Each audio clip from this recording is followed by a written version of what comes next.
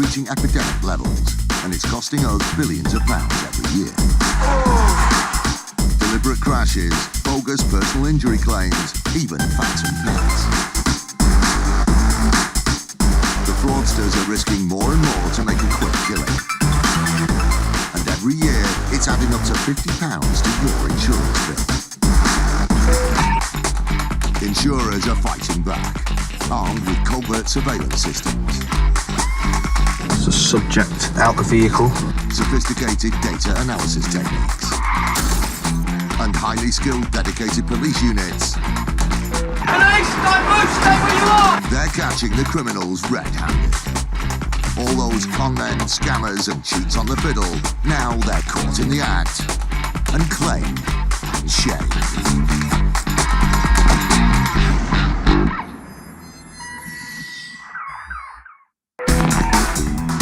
Today, the police insurance fraud team, IFED, is hunting down suspects. There is a problem because he was running out the back door, so don't say there's no problem. Surveillance footage is used to quash a hugely exaggerated compensation claim. Eureka, it's a really good moment to actually catch this woman doing what she was doing. And a hire car smash goes viral. Good for YouTube, not very good for us, not very good for business, and certainly not good for him. With ever-increasing amounts of traffic on the roads, minor accidents are unavoidable. A busy town in Essex was the scene of one such incident involving a bus. 5 months later, the bus company heard from Emma Piper, one of the passengers who'd been on board. She claimed that she'd been injured as a result. Lee Ingram from First Group's Transportation Claims Division worked on the case. Ms Piper alleges that on the 27th of June 2003, a bus had overshot the turning and was reversing back when it clipped a curb and a sign. She's alleging that she was sat at the back of the bus with her child on her lap and she subsequently injured her back.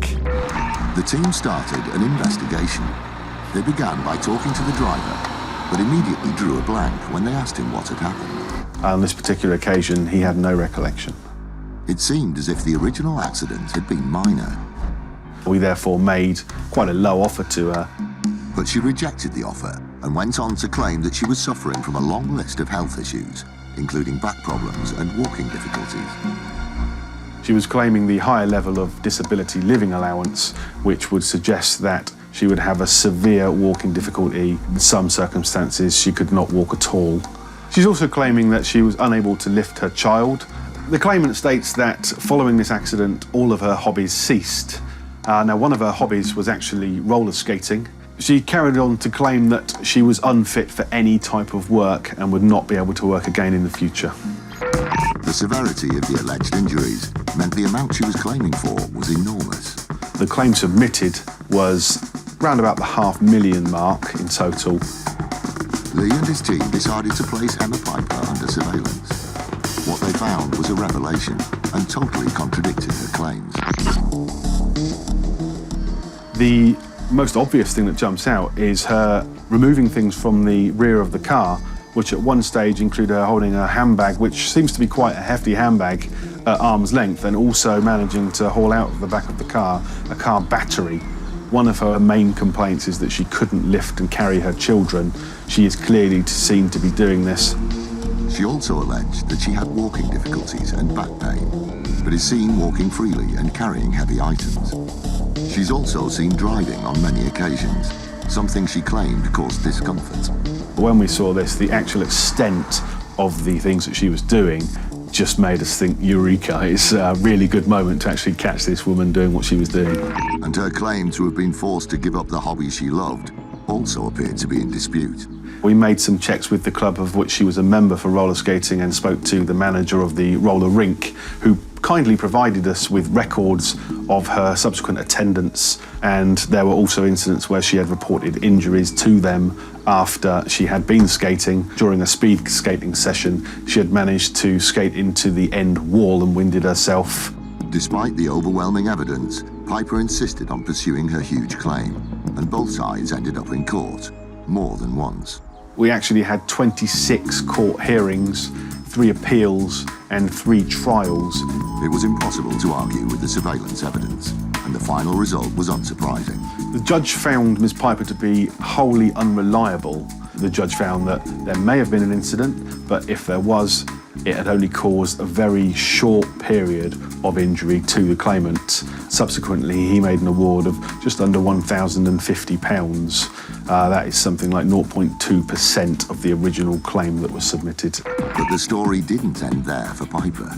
In the event that a reasonable offer is made and then rejected, when the judge finally makes this decision, he is going to award costs in your favour, and that is exactly what's happened in this case. She subsequently has to foot the bill for the legal costs.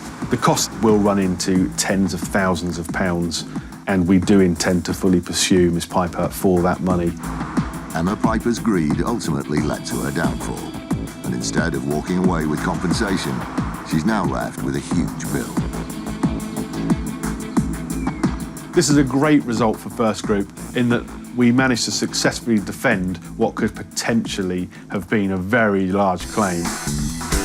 One of the UK's biggest insurance fraud rings is busted. That would have represented a financial loss to the industry of about £6.5 million. And the driver is left with a hefty bill after taking a hire car for a spin on a racetrack. He wouldn't have taken his own car for this race day, so why on earth is he taking our car? Combating the ever-increasing threat of insurance fraud is an elite police squad known as IFED, the Insurance Fraud Enforcement Department. IFED is a 35-strong unit that works tirelessly to hunt down and prosecute insurance fraudsters wherever they may be throughout England and Wales. They've made over 300 arrests and have saved millions of pounds in fraudulent insurance claims, money which ultimately goes back in our pockets. From now on, fraudsters need to watch their backs. Since the formation of IFED in January 2012, the goalposts have moved, and now if you commit insurance fraud, there's every chance you may get a knock on your front door. Police, stay where you are! Head of IFED, DCI David Wood, and DC Tom Hill are working on a case of insurance fraud involving online motor insurance policies. The investigation has reached the stage where they're ready to make arrests and collect hard evidence of suspected criminal activity. We're going to execute a search warrant for a insurance fraud. The suspects are believed to be what's known as ghost brokers, a term for when fraudsters falsify details, such as ages and addresses, to get the cheapest possible insurance deal, and then sell it on to third parties at a substantial profit.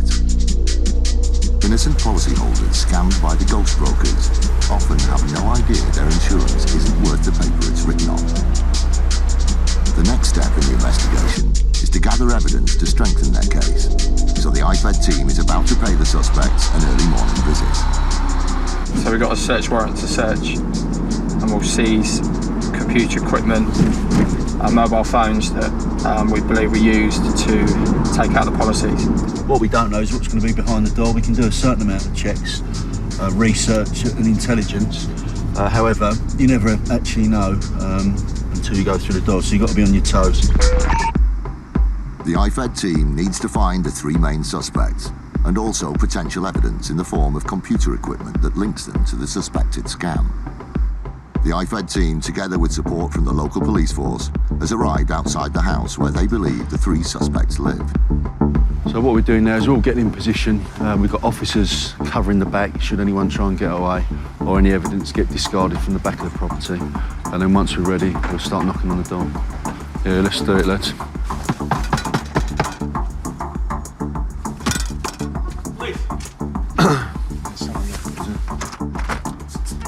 Morning.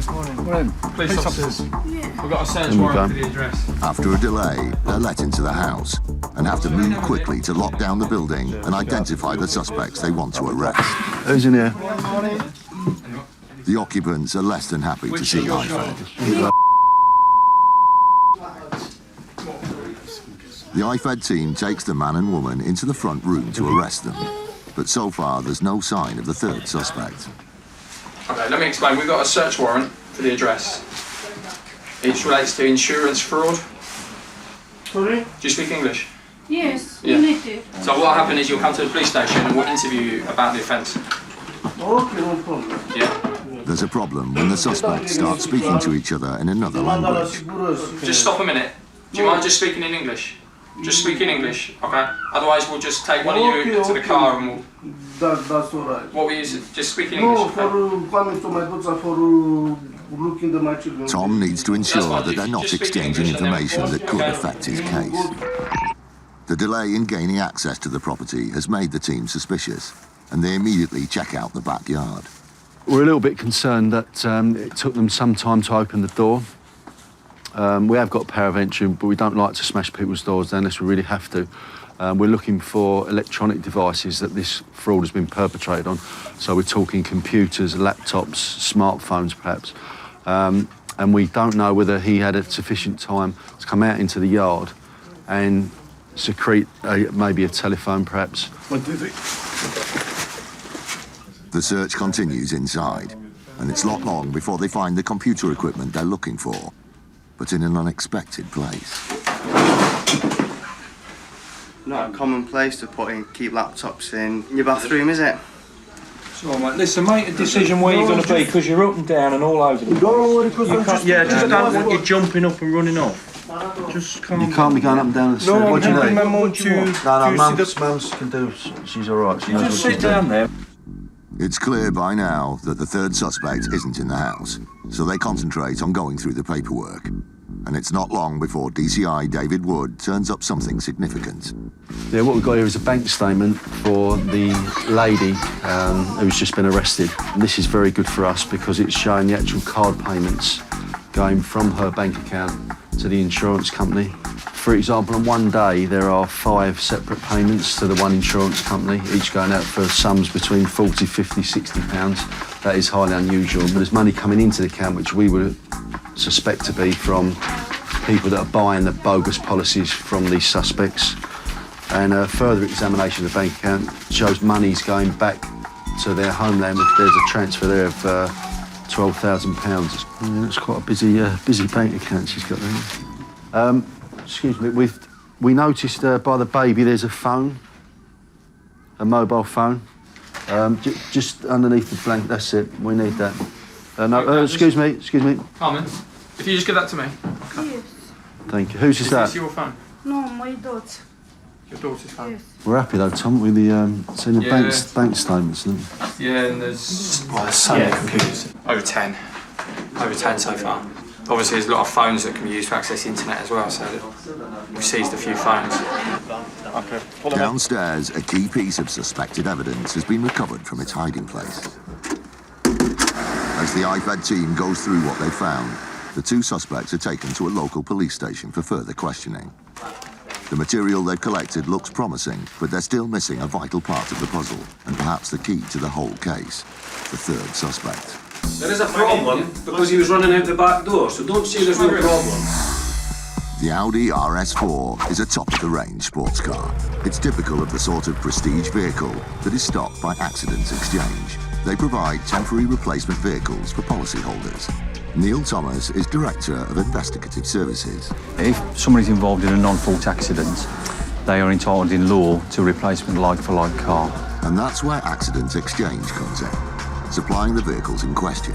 In what seemed like a straightforward case, the company had provided a vehicle to a driver who'd suffered a non-fault accident and was waiting for his own car to be fixed. This particular car was an Audi RS4 estate car, which is a sports car, valued probably about £40,000 or £50,000 at the time. So far, so routine. But it wasn't long before Accident Exchange received a phone call from the driver, who informed them that he needed a replacement car for his replacement car. Against the odds, he'd had another serious accident. The client said that he was driving in a country lane, lost control of the car and collided with a ditch at the side of the road. Accident Exchange recovered the vehicle so they could assess the damage. Yeah, it was scrap value really, which on a car like that is a very expensive commodity to repair. So the damage was sufficient that it was written off by the insurance company. But something about the driver's version of events didn't add up.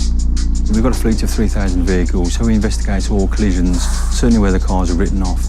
And our suspicions were aroused because of the level of the damage. It was also significant that the driver said the accident had happened on a quiet country lane with no witnesses. There was no proof either way, there's no CCTV, there's nothing to negate or prove actually what the collision how the collision had occurred. It was clear that the case needed further investigation. In common with most top-of-the-range vehicles, the Audi RS4 is fitted with a raft of sophisticated security features, including a tracking system. We examined the technology within the vehicle, which indicated that, firstly, the accident hadn't happened how he said, and secondly, it wasn't in the location he said it was. The driver claimed that he crashed the car on a B road in Castle Combe, Wiltshire. The tracker showed that he was in Castle Combe, but not on a B road. The intelligence we got from the car and the investigation showed that this guy had actually taken the car to a racetrack for a race day. It was the breakthrough the investigation needed. And if the driver hadn't had such a top-of-the-range car, he might never have been caught out. The tracker showed he'd lied about the location, and the crash had actually happened on a racetrack during an open day. Rodney Gooch works at Castle Combe Circuit. Castle Combe Circuit, established in 1950 on the site of an old wartime airbase, been racing ever since. Seen most of the big names in British motor racing. It's a very demanding track. I mean, it's 1.85 miles around. It has some very, very challenging corners. My advice to you, as always, when you start off, take it steady. But more evidence was to come, in the form of a video clip of the race day that appeared online. The clip shows the shocking moment when the driver of the silver Audi estate loses control.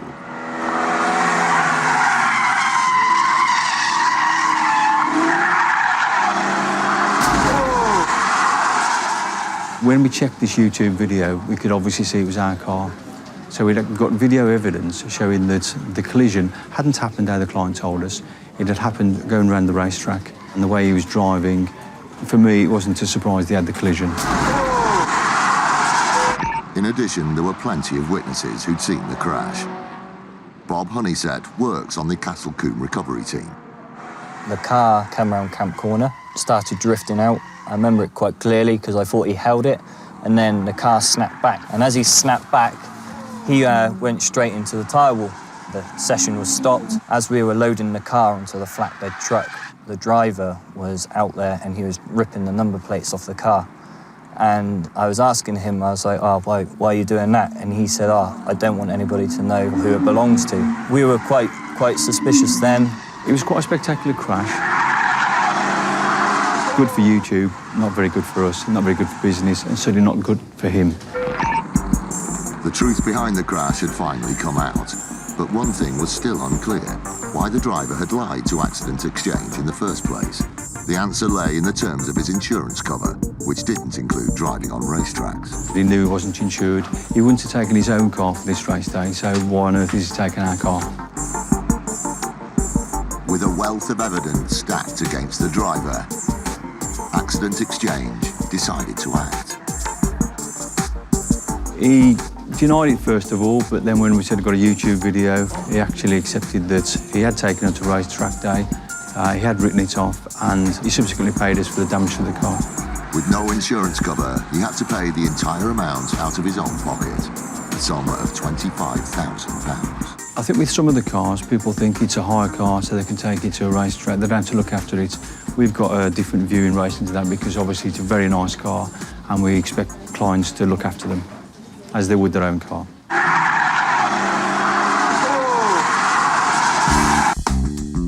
The Insurance Fraud Bureau, the IFB, is a body set up by the insurance industry to combat insurance fraud. In 2007, they began an investigation which ended up revealing one of the biggest motor insurance frauds ever in the UK, involving a whopping £6.5 million.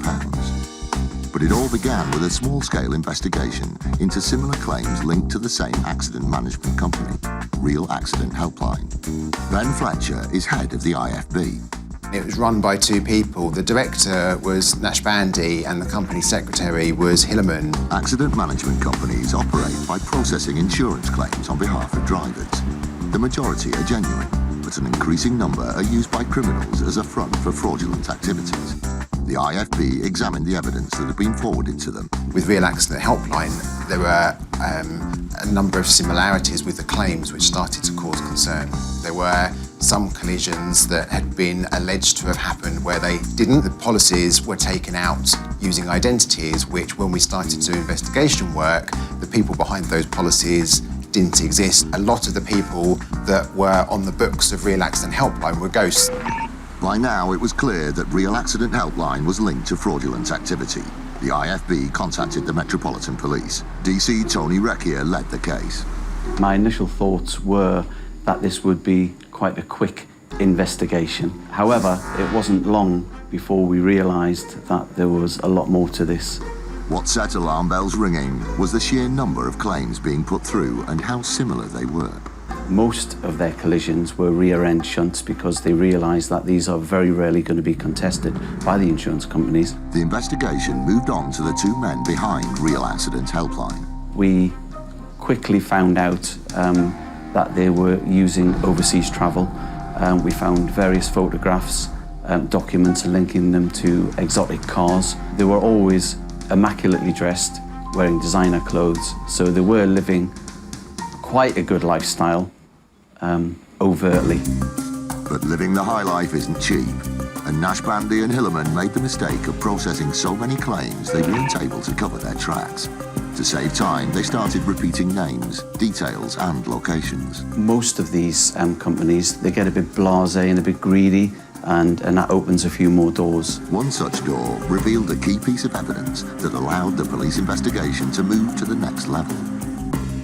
The Asset Protection Unit at credit hire company Accident Exchange was yet again on the case.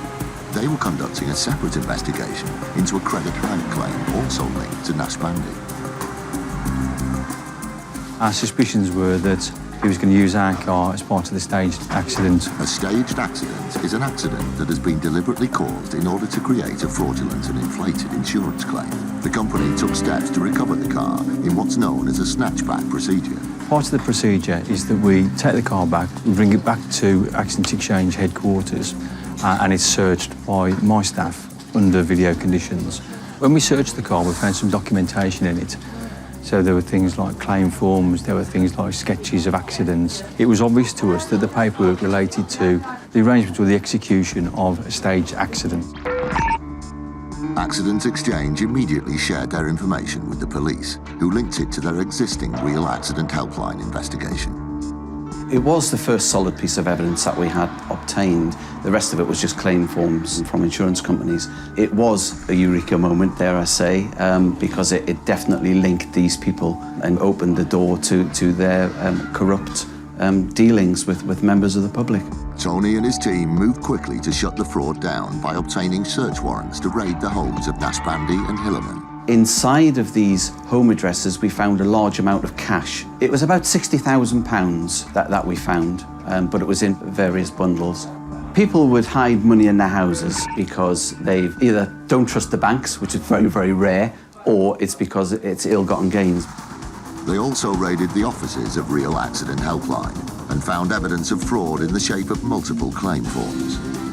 The police realised that Nash Bandy and Hillerman were processing fraudulent claims on an industrial scale. Real Accident Helpline dealt with in the region of 250 accidents and up to 1,000 people.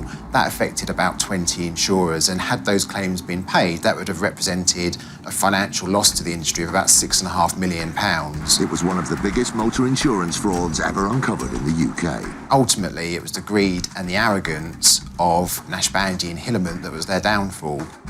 Despite the overwhelming evidence against them, the two men initially pleaded not guilty when the case reached court.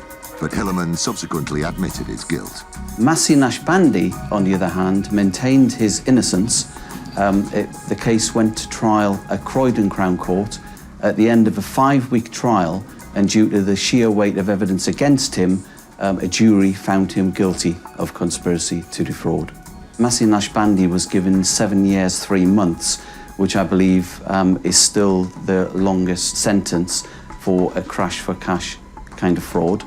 And Saboon Hillerman was given 4 years, 10 months. It seems somewhat ironic that they actually chose to call their business Real Accident Helpline, given the vast majority of the 250 claims were actually for people that didn't exist and accidents that never happened. IFED, the City of London Police's Insurance Fraud Enforcement Department, has raided an address in connection with a suspected motor insurance fraud case. They tracked down 2 suspects to a house and found potential evidence hidden in a bathroom and a baby's cot. But they're still on the hunt for the third suspect. It's vital that he's apprehended as quickly as possible in case he tries to get rid of evidence or cover his tracks. We're satisfied with what we've seized at this address, and we've got the two main suspects. However, there is a third suspect who lives in the same street, and we do need to speak to him. So now we're going to go down and give him a knock and see what he's got to say. Good morning, open up. It's police.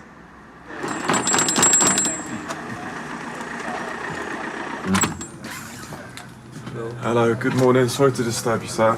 I'm DC Einsman from City Police. We're looking to try and find whether a male lives here. Have you seen this man before? No, okay.